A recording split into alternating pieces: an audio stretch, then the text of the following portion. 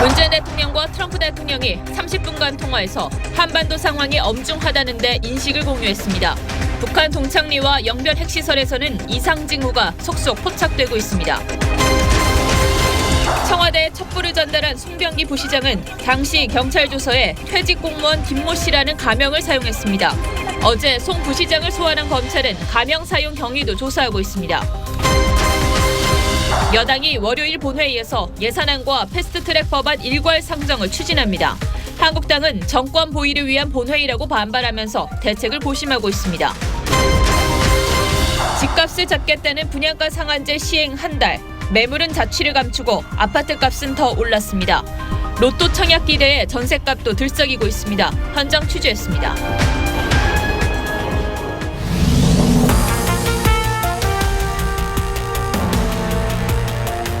여러분 안녕하십니까? 북한이 제시한 연말 협상 시한이 오늘로 25일밖에 남지 않았습니다. 미북 양측이 서로를 향한 군사행동 조짐까지 보이면서 긴장감도 높아지고 있는데 이런 분위기 속에서 한미 정상이 30분간 긴급 통화를 해 이 문제를 집중 논의했습니다. 트럼프 대통령이 이례적으로 문재인 대통령에게 전화한 걸 보면 북한의 움직임이 심상치 않아 보입니다.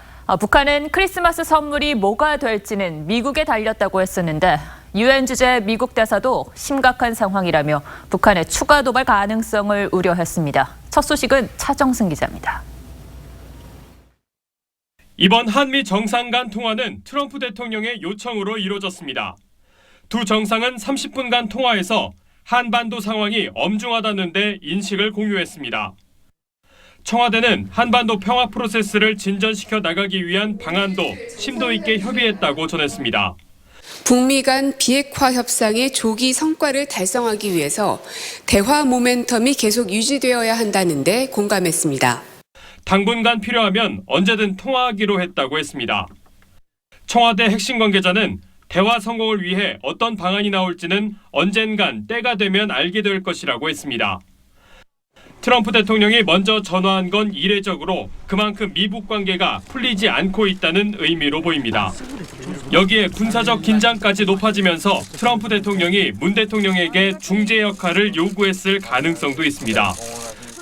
하지만 북한은 전향적인 대북 제재 완화 없이는 대화 타령하지 말라며 크리스마스 선물로 추가 도발까지 위협한 상황입니다.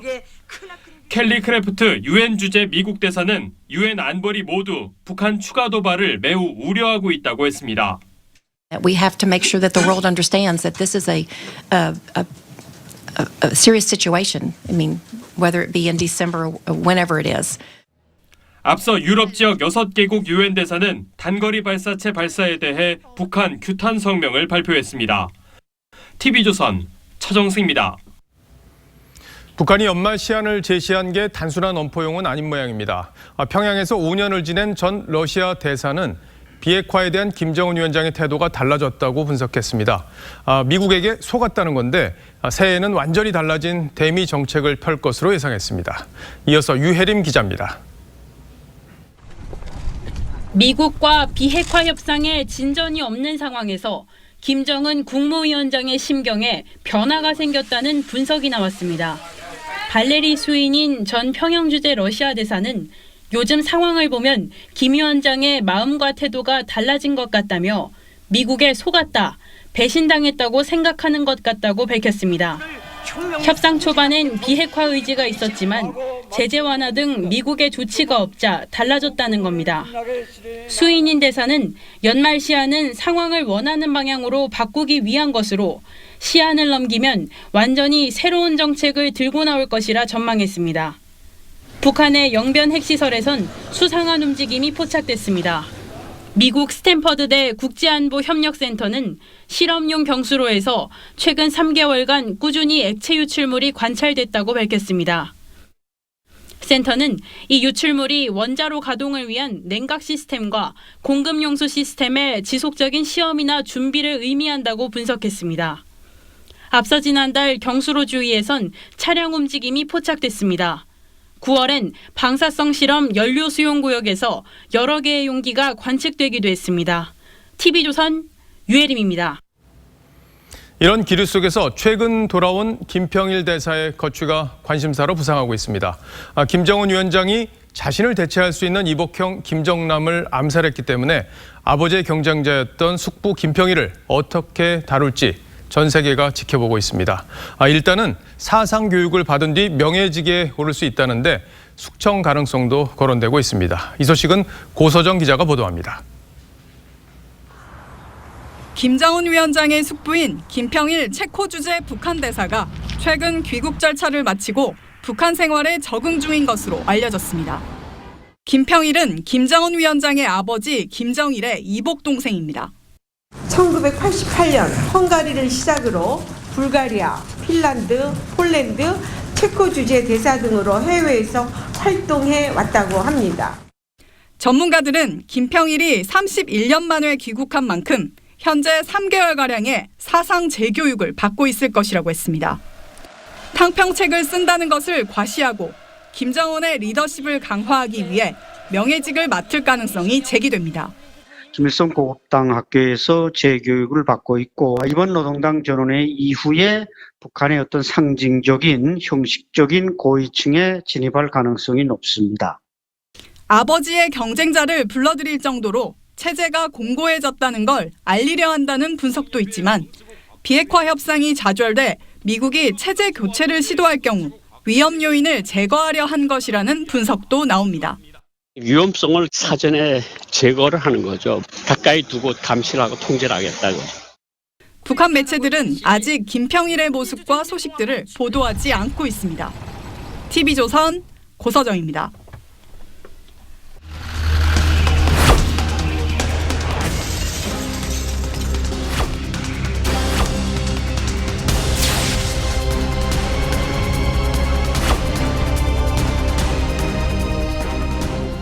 미북 신경전이 달아오르면서 무력 충돌 직전까지 갔던 2017년 말과 비슷한 상황이 되고 있습니다.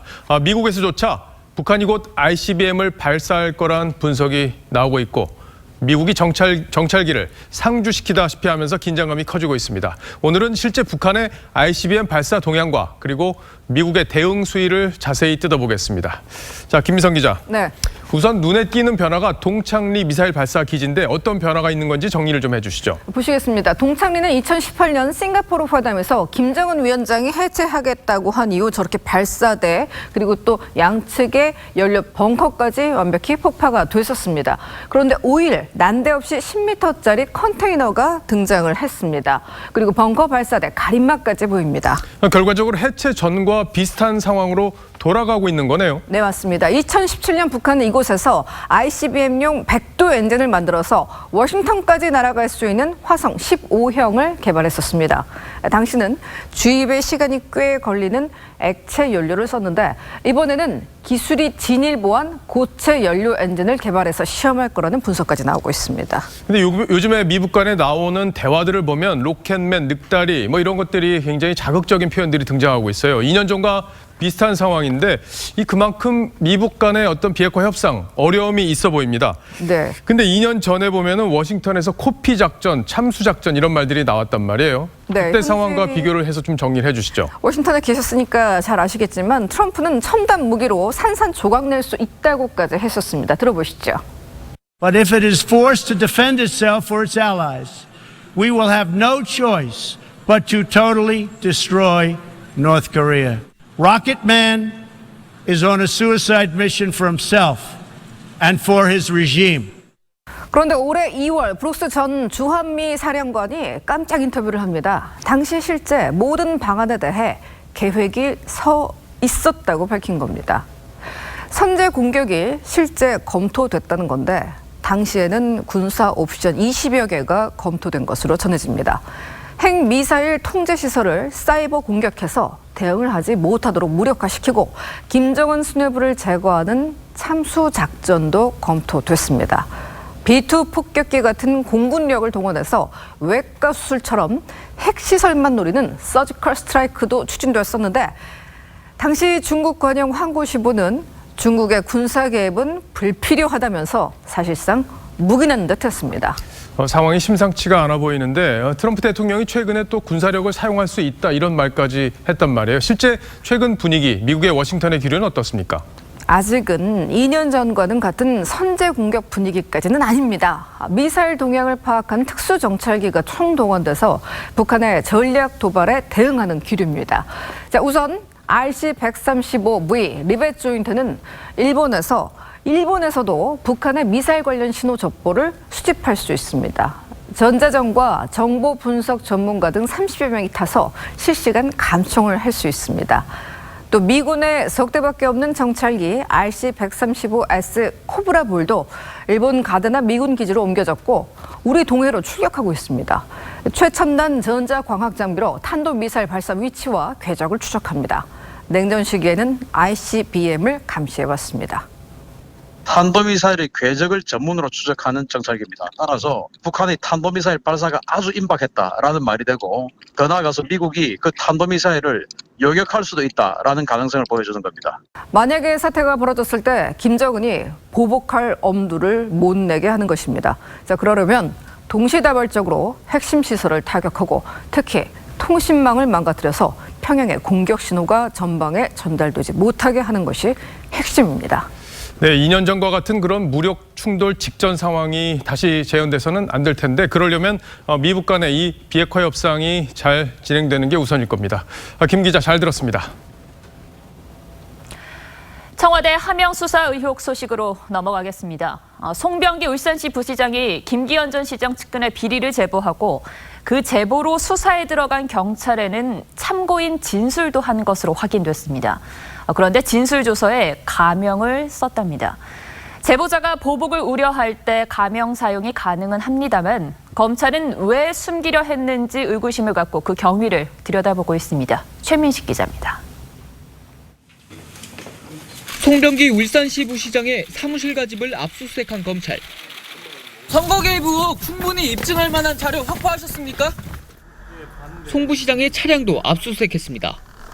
검찰은 주행 기록 등을 확보해 비위 첩보를 가공한 것으로 알려진 문모 전 청와대 행정관과의 만남 등을 파악하는 데 주력하고 있습니다. 동시에 검찰은 송 부시장을 상대로 문모 행정관에게 제보한 경위와 경찰 수사 당시 참고인으로 나가 진술한 내용도 조사했습니다. 송 부시장은 울산경찰이 지난해 3월 울산시청에 대해 압수수색을 한 전으로 경찰에 김 전 시장 측근 관련 비위 의혹을 3차례 진술했습니다. 검찰은 송 부시장의 첩보 제공이 경찰 수사 착수로 이어졌고 수사 과정에서 3차례나 진술한 만큼 송 부시장이 선거에 개입할 의도가 있었던 것으로 의심하고 있습니다. 검찰은 송 부시장이 경찰 진술조서에 퇴직공직자 김모 씨라는 가명을 쓴 경위도 추궁한 것으로 전해졌습니다. 울산경찰은 1월에 송 부시장이 진술을 거부해 3월에 익명으로 진술조서를 작성했다고 설명했습니다. TV조선 최민식입니다. 경찰이 숨진 전직 청와대 특감반원의 휴대전화를 돌려달라며 재신청한 압수수색 영장을 검찰이 다시 기각했습니다. 아직도 잠금 장치를 풀지 못해서 수사는 제자리인 상황인데 검경은 휴대전화를 두고 기싸움만 벌이고 있습니다. 한송원 기자입니다.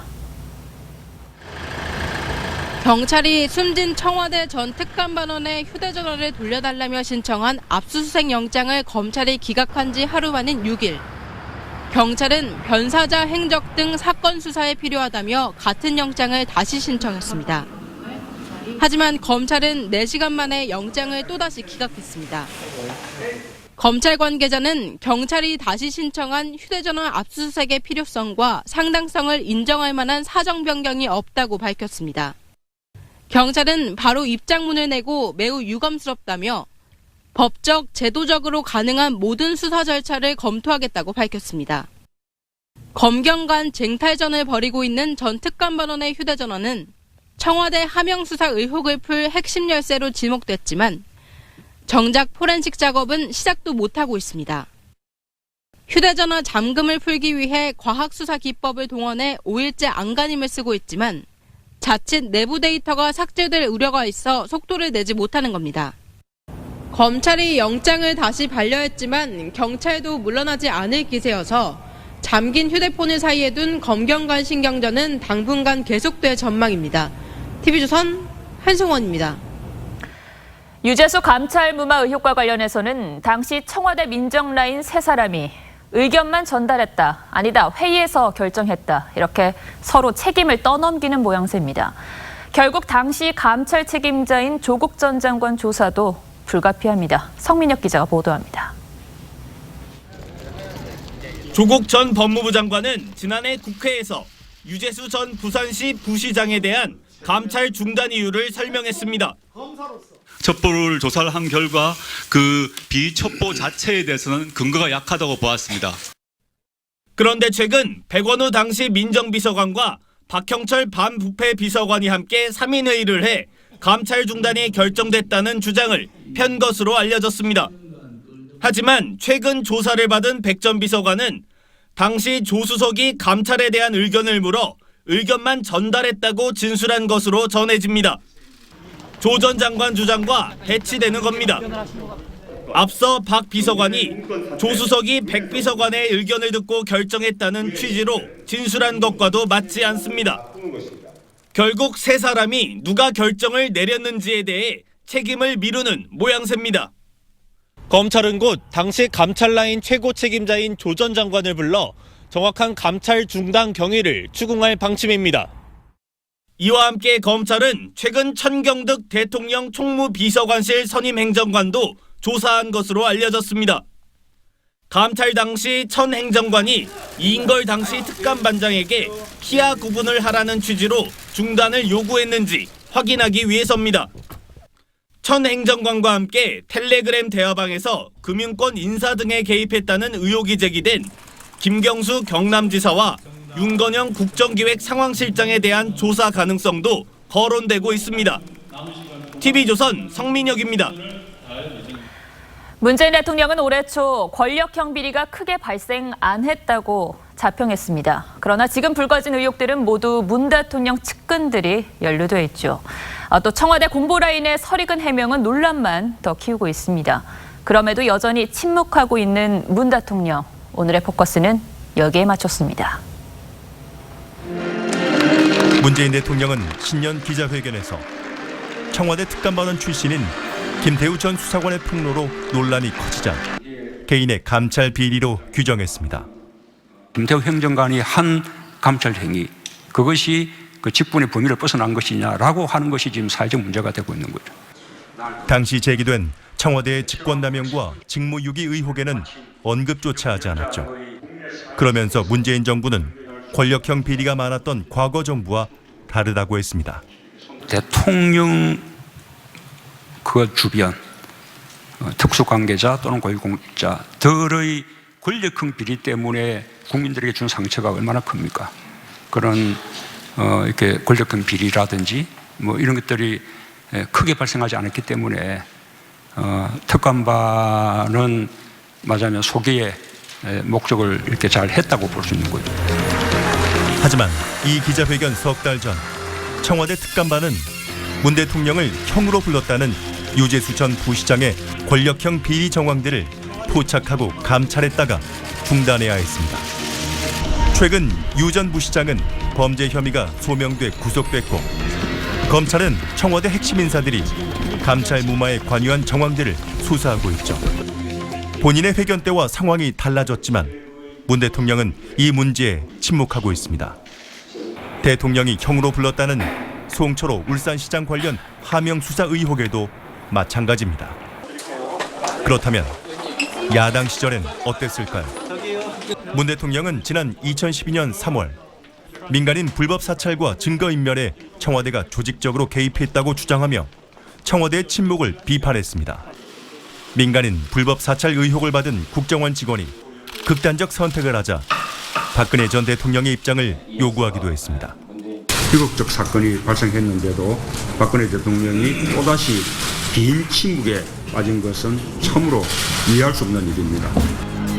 윤석열 검찰총장이 팀장을 맡아 수사했던 국정원 댓글 사건은 이명박 정부에서 벌인 일이지만 박 전 대통령에게 사과를 요구했죠.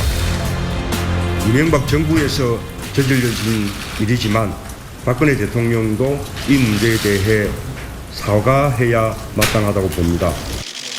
지금의 야당도 대통령의 해명을 요구하고 있습니다. 신문농단 게이트의 몸통은 청와대입니다. 수장은 대통령입니다. 청와대 대변인 앞세워서 선동하고 물타기 하지 말고 대통령께서 직접 국민 앞에 해명해 주십시오. 정권이 바뀌면 입장도 바뀐다지만 혼란에 빠진 국민들은 과연 언제쯤 대통령의 입장을 들을 수 있을까요? 뉴스7 포커스였습니다. 네, 집값을 잡겠다며 민간주택 분양가 상한제라는 극약 처방을 내린 지 내일로 한 달이 됩니다. 벌써 우려한 풍선 효과가 시장에서 나타나고 있습니다. 팔겠다는 사람이 없어 서울 집값은 고공행진이고 전셋값마저 들썩이고 있습니다. 지선우 기자가 현장을 점검했습니다. 서울 마포의 한 공인중개업소. 생소한 전단이 붙었습니다. 매물을 찾는다는 내용입니다. 집을 산다는 사람은 줄을 섰는데 팔겠다던 사람이 매물을 죄다 걷어들였습니다. 분양가 상한제 적용 발표 이후부터입니다. 종전에 13, 14억 하던 게 지금 15억, 16억에도 매물이 없습니다. 들어왔던 물건들은 다 들어가고 매수 대기자들이 그냥 쌓일 정도로. 지난달 서울 아파트 거래량이 전달보다 3분의 1로 급감한 가운데 반포, 대치동 등 분양가 상한제 적용 지역에선 연일 사상 최고가의 거래가 이뤄지고 있습니다. 서울 아파트 가격은 23주째 상승세가 꺾이지 않고 있습니다. 상한제 적용에 따른 이른바 로또 청약 대기자가 늘면서 전셋값도 고공행진입니다. 지난달 서울 아파트 전세금은 0.41% 올랐습니다. 2015년 12월 이후 4년 만에 최대 상승폭입니다. 30, 40대 실소유자의 경우 당첨 확률이 더욱 낮아지기 때문에 이들이 신축, 구축 가릴 것 없이 주택 구입에 나서고 있는 것으로 보입니다. 국토부는 공시가격을 높여 보유세 부담을 늘리는 등의 추가 대책을 고심하고 있습니다. TV조선 지선호입니다. 동해안은 지금 겨울철 별미인 양미리가 풍어를 이루었습니다. 평년보다 2배가 더 잡힌다고 합니다. 소비자에게는 좋은 소식인데 너무 많이 잡히다 보니 가격이 폭락해 어민들은 울상입니다. 강석 기자입니다. 조업을 마친 어선들이 항구로 돌아옵니다. 그물마다 길이 20cm 안팎의 양미리가 빼곡합니다.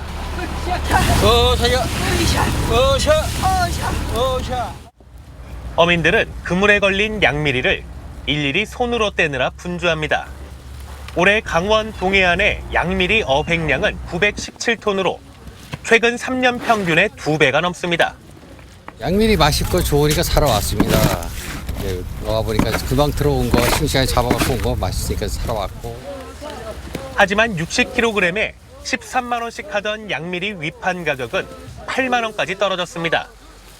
지난해 24억 원이던 양미리 어획고는 올해 17억 원으로 줄었습니다.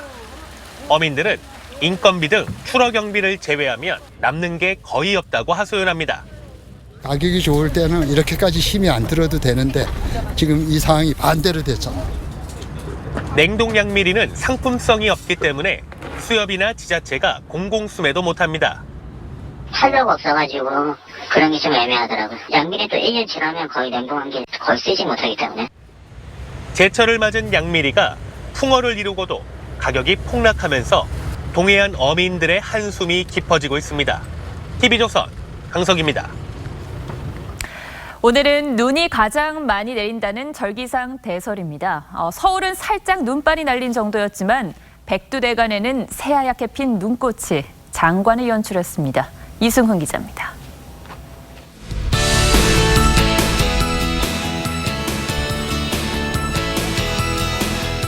백두대간 발왕산 정상이 하얗게 변했습니다. 단풍잎이 진 나뭇가지도 푸른 솔잎에도 강추위와 바람이 만든 눈꽃이 활짝 피었습니다. 이곳 발왕산 정상은 나무마다 하얗게 눈꽃이 피면서 설경이 장관을 이뤘습니다. 관광객들은 자연이 만든 신비로운 모습에 흠뻑 빠집니다.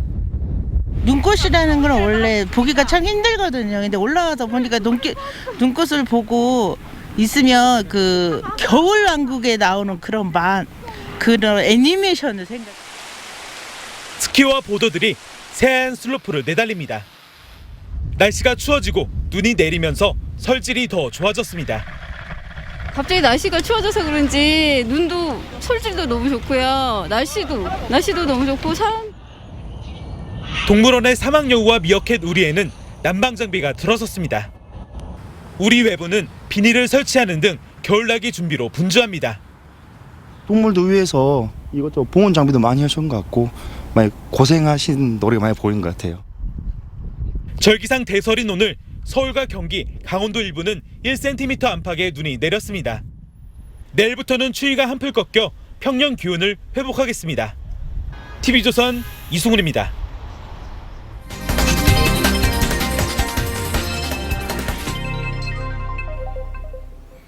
오늘은 세월호 유가족 사찰 혐의로 수사를 받다 극단적 선택을 한 이재수 전 기무사령관의 일주기입니다. 또 태안화력발전소에서 비정규직으로 일하던 고 김용균 씨도 같은 날 사고로 목숨을 잃었죠. 강추위 속에 눈발까지 날렸지만 서울 도심에서는 두 사람을 추모하는 보수와 진보 진영의 다른 목소리가 울렸습니다. 임서인 기자가 현장을 다녀왔습니다.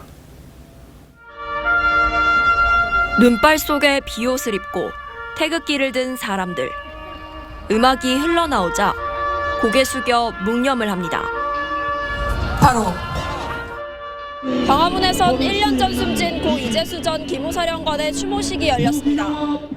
참석자들은 세월호 유가족 사찰 혐의로 검찰 수사를 받던 중 극단적 선택을 한 이 전 기무사령관에 대한 안타까움을 표했습니다. 공은 부하에게, 관은 나에게라는 평소 너희 신념을 떠올렸다. 추모식을 마친 뒤에는 보수단체의 정권규탄 집회가 이어졌습니다. 도심 한편에서는 내란선동 등 혐의로 징역 9년형이 확정돼 복역 중인 이석기 전 통합진보당 의원의 연말 사면을 촉구하는 집회가 열렸습니다. 감옥에서 7년째다 이석기 의원 석방하라. 민주노총도 태안화력발전소에서 사고로 숨진 고 김용균 씨의 일주기 추모대회를 열었습니다. 이들은 비정규직 철폐와 위험의 외주화 금지를 요구했습니다. 여의도에서는 검찰개혁과 공수처 설치를 주장하는 적폐청산연대 등의 집회가 이어졌습니다. 경찰은 질서 유지를 위해 도심권과 여의도에 10,000명 넘는 경력을 투입하고 도로 곳곳을 통제했습니다.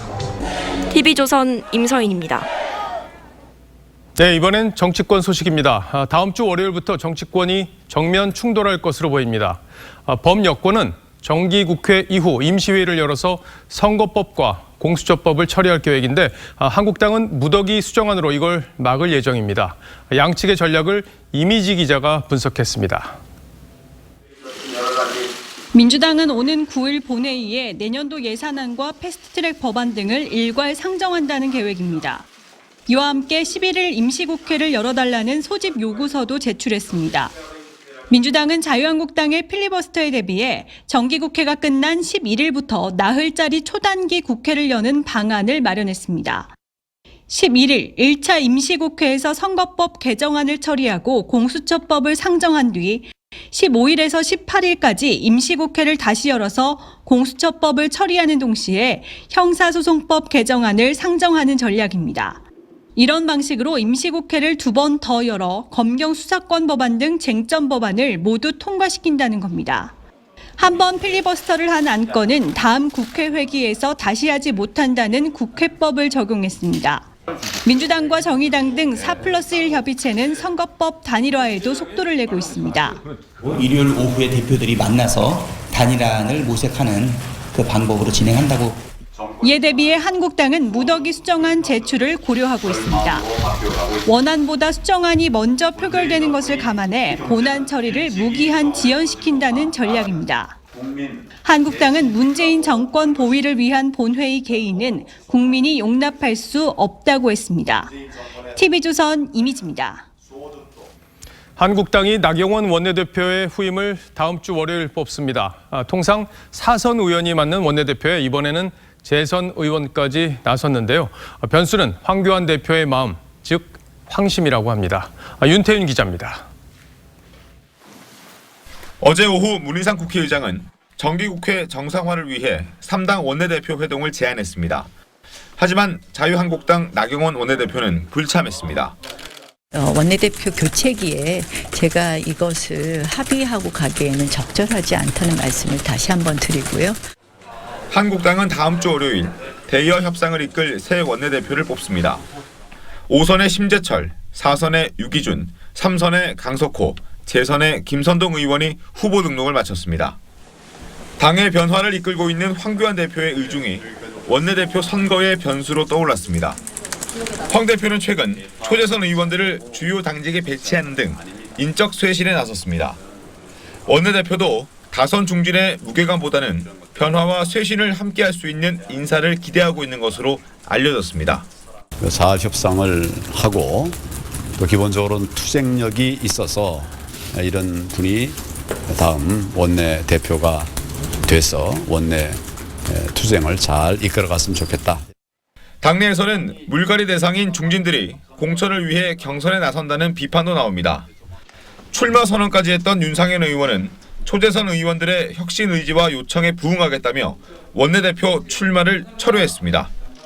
TV조선 윤태윤입니다.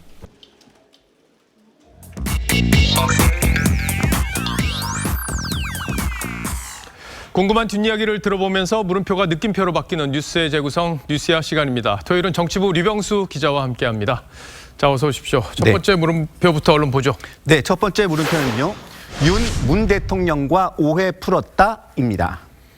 아니 윤석열 총장하고 문 대통령이 지금 최악의 상황이다. 지금 대통령 측근 비리 의혹들 이런 것들을 지금 조사를 하고 있고 윤 총장하고 대통령하고 그래서 당연히 좀 뭔가 좀 껄끄러울 것 같다. 네. 이런 얘기들이 많았는데 실제 다른 기류가 있다. 이런 건가요? 네, 윤 총장이 열흘 전쯤 지인들을 만난 자리에서 문 대통령이 자신이나 검찰에 대해 오해를 하고 있는데 최근에 풀렸다는 취지로 말했다고 합니다. 관련해 문 대통령과 윤 총장이 서로를 언급한 영상을 먼저 잠깐 보겠습니다. 저희들은 과거 우면하지 않고 어떠한 사건이든지 원칙대로 처리해 나가고 있고 앞으로도 그렇게 할 생각입니다. 네. 검찰 내부에 대한 개혁은 윤석열 총장을 신뢰를 하고 있습니다. 자, 그런데 조국 전 장관 수사부터 시작해서 청와대 울산시장 선거 개입 의혹까지 지금 윤 총장이 수사를 하고 있는 건데 지난주에는 유재수 감찰무마 의혹과 관련해서 청와대 지금 압수수색까지 했단 말이에요. 근데 이걸 다 문 대통령이 양해하에 이루어지고 있다 이렇게 보긴 좀 어려운 거 아니에요? 네, 대통령과 검찰총장 간의 내밀한 기류를 정확하게 알 수는 없습니다만 최근에 윤 총장을 만난 지인이 전한 윤 총장의 발언은 이렇습니다. 문 대통령의 국정에 방해나 걸림돌이 되는 요인을 제거하는 것이 나의 임무라고 했다고 합니다. 그러니까 청와대 안팎의 대통령 측근들이 선을 넘는 행동을 한다면 원칙대로 수사하고 처벌해야 한다는 것인데 그렇게 해서 문정부를 깨끗하고 성공하도록 노력하겠다는 취지입니다. 그러면서 충심이라는 표현을 썼다고도 합니다. 충심.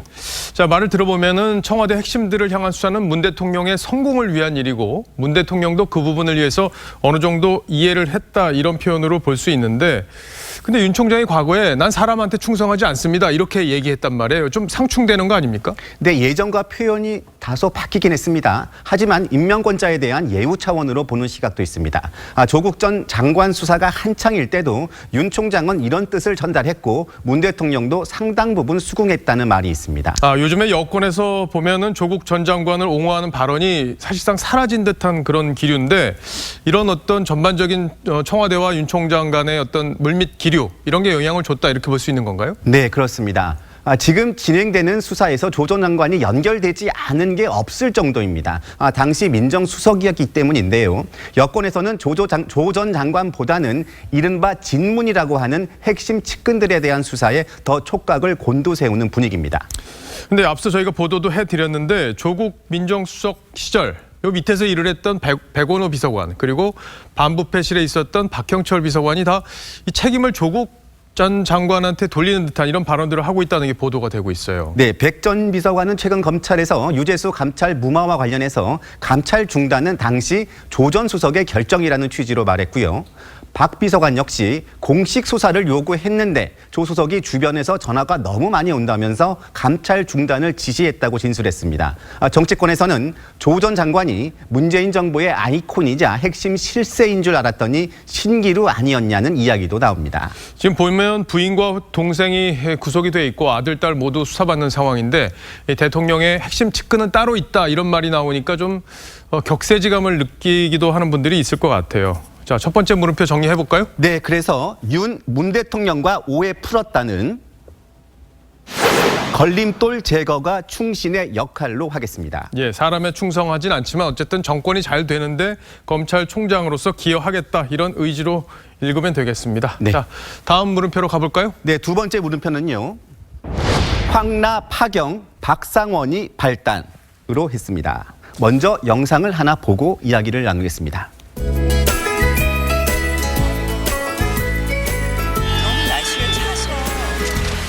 가산점에 관해서 저는 생각해 본 바가 없습니다.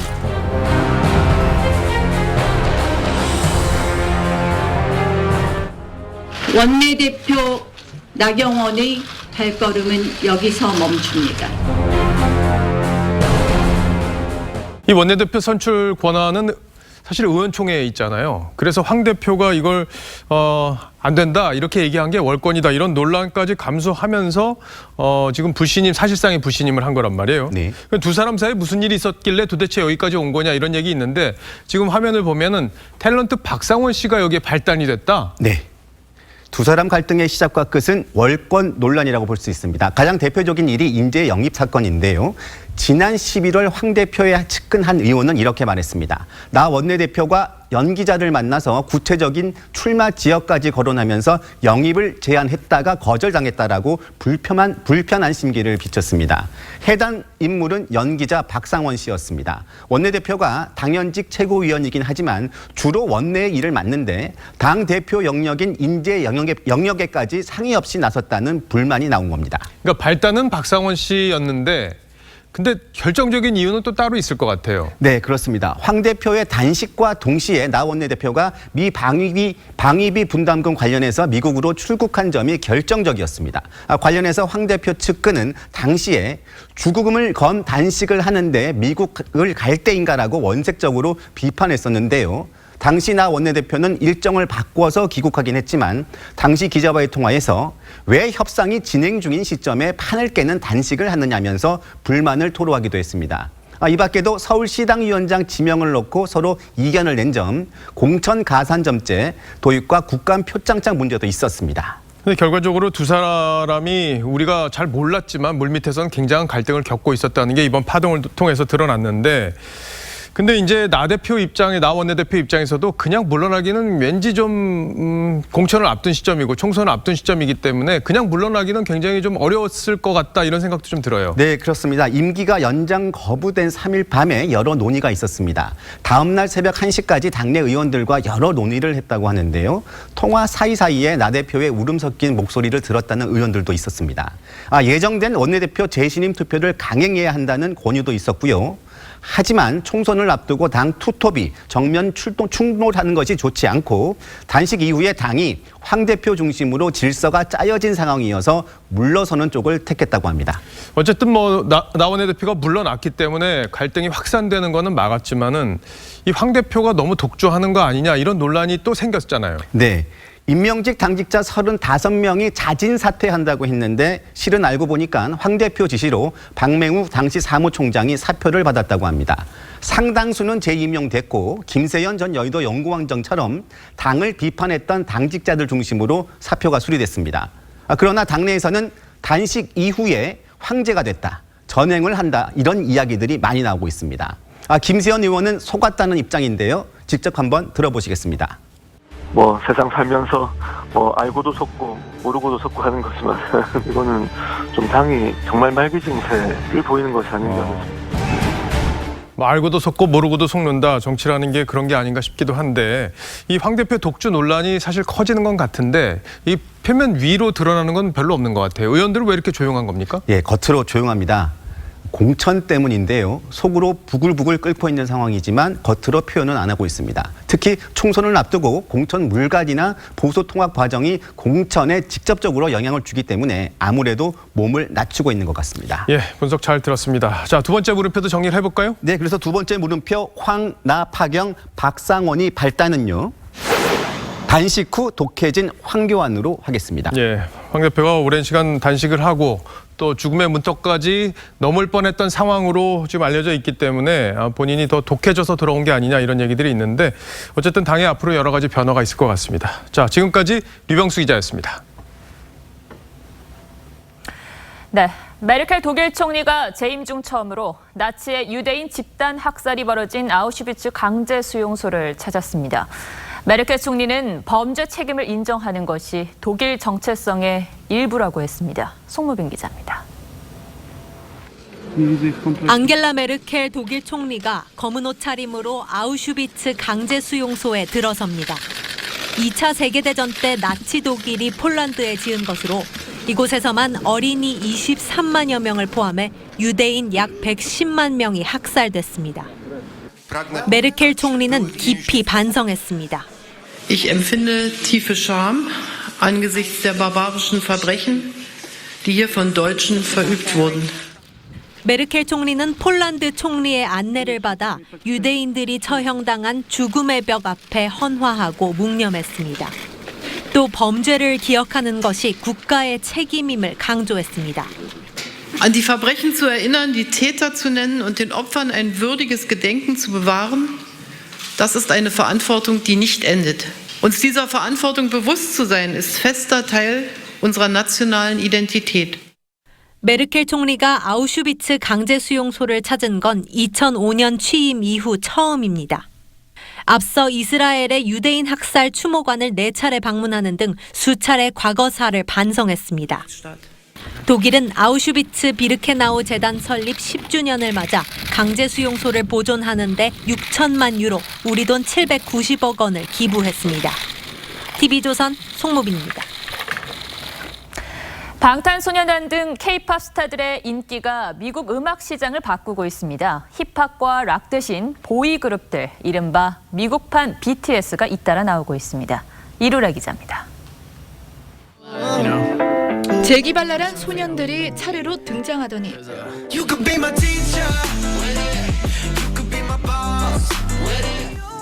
현란한 군무를 선보입니다.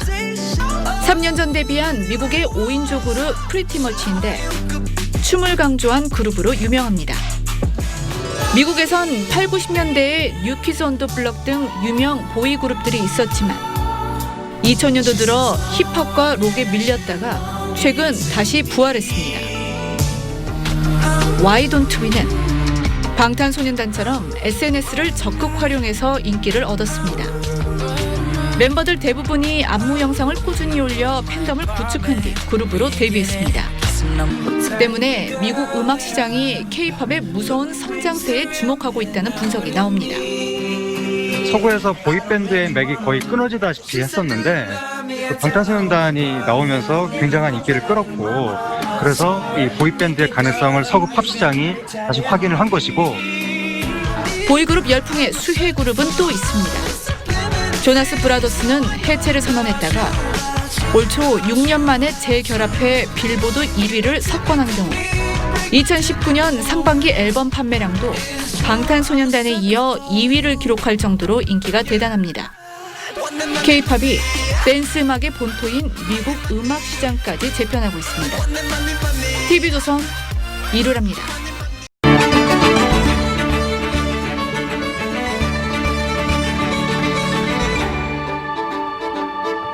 중국 명나라 때 선비인 홍자성이 쓴 책, 책은 담은 제목 그대로 풀면 나물뿌리 이야기입니다.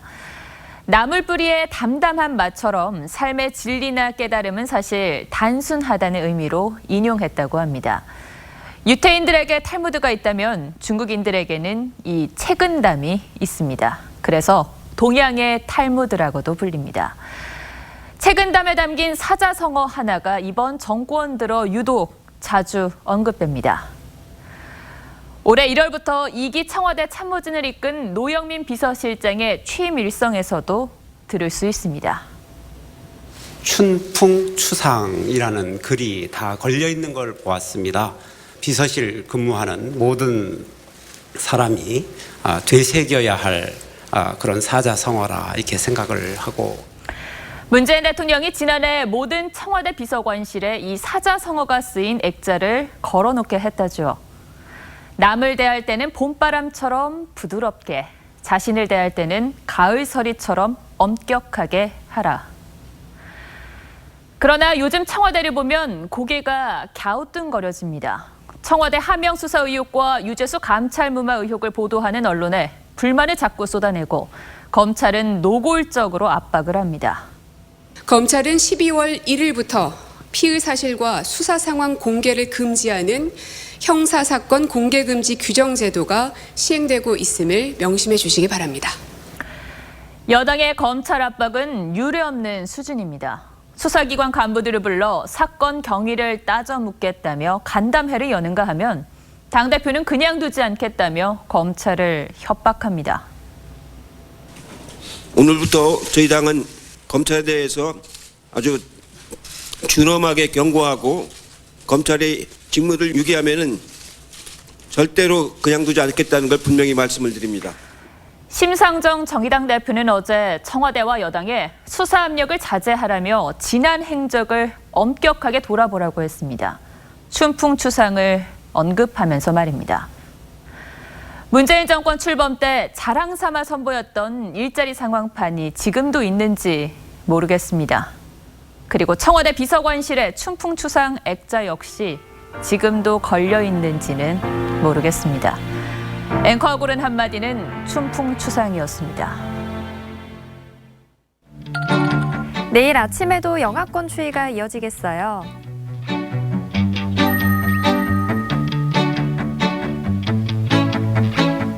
건조한 날씨가 이어지는 만큼 불씨 관리도 잘해주세요.